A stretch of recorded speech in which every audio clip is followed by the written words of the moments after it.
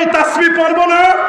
সুবহানাল মুলকি ওয়াল মালাকুতি সুবহানাল ইজ্জতি ওয়াল আজমতি ওয়াল হাইবাতি ওয়াল কুদরতি ওয়াল কিবরিয়া ওয়াল জাবারুত।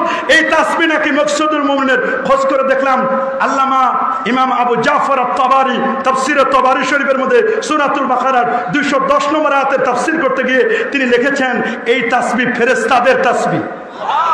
আল্লাহু আকবার। মুস্তাদরাক আলা সহিহাইনের 4502 নম্বর হাদিস, এই তাসবিহটি ফেরেশতাদের তাসবিহ।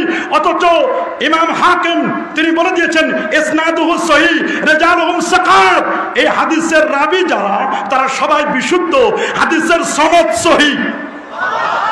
আরে বাবা, আল্লামা জালালউদ্দিন সুয়ুতি তিনিও তার কিতাবের মধ্যে লিখে দিয়েছেন, জালালউদ্দিন সুয়ুতি আপনার মতো আমার মতো নয়, যার 2 লক্ষ হাদিস বা সনদ মুখস্থ ছিল, মুখস্থ ছিল। আল্লাহু আকবার। 75 বার যিনি আমার রাসূলুল্লাহকে জাগ্রত অবস্থায় দেখেছিলেন। আল্লাহু আকবার।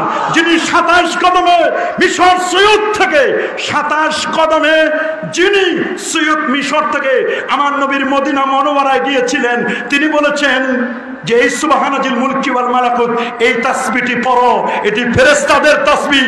আল্লাহু আকবার। আরে আল্লাহু আকবার।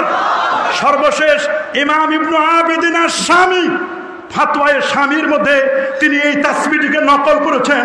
তিনি বলেছেন, আল্লামা ইমাম কুহসানি বলেছেন সালাসু মাররাত, এই তাসবিহটা 3 বার তোমরা পড়বে। আমি বলবো এগুলো অন্ধ মৌলবী, কানা মৌলবী। যারা বলেন কি মৌলবী, এদের থেকে আমাদের কোনো বক্তব্য নেওয়া যাবে